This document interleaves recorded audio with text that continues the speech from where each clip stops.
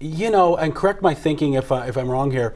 You know, the closer we are to the core, it's never a wrong time necessarily if our thinking is long term to buy real estate. It's when you get more further out to the outskirts, that's great for your principal residence because it's cheaper and you get more land and so on and so forth. But that's where you've got to kind of be a little careful for investment properties because we're not quite sure, is there going to be a demand for rentals in the outskirts? Yeah, 100% right. And the outskirts, the other problem is, you know, you might buy low, but really appreciation doesn't happen, right? So you might see modest appreciation. So you really have to look at the last 3 or 5 years and see what's transpired. You know, in our local markets, I mean, if you're in it for the long run, so you're not speculating, you're investing, you're always protected, you're safe. And there's peaks and valleys in the real estate market, there always will be, but it's a tangible real asset. So I'm a firm believer in real estate in terms of long-term investment vehicle. Okay, great. I'm going to ask you about securities in a second. Stocks, mutual funds, all that kind of your thoughts on that. We've got Mandeep on the phone. Hello, sir. How are you?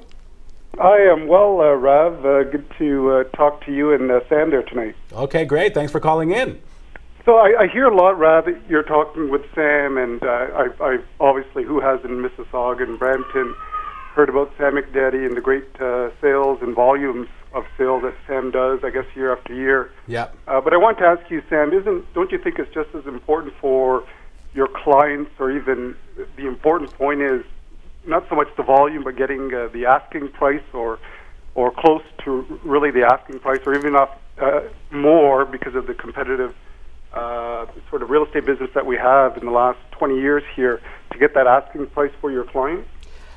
Number one thing for us, and why I think we've grown our business over the years, it's been 24 years, is our principle is make sure you take care of the clients and get them top dollar. And so when we're talking about selling a client's house, I mean, we do a lot of things that are preemptive. We'll go ahead and stage a house. We have our own furniture. We invested a few $100,000 in furniture, all in the sake of trying to get the clients the most money. Now, keeping in mind, though, the client has to, we want to set real estate goals and objectives. So if we price it, 100% more than market, as much as we think we can do magic, we can't. So we still have to be realistic in our goals. And you're helping other people to sell their home. That's right. I always say this, and I share with you, Mandeep, and it's a great question. Thanks for calling in. I appreciate that. The most beautiful kids in this entire world, their names are Samuel and Olivia. He's 11 and she's 9. Yeah, they're the most beautiful kids in the entire world.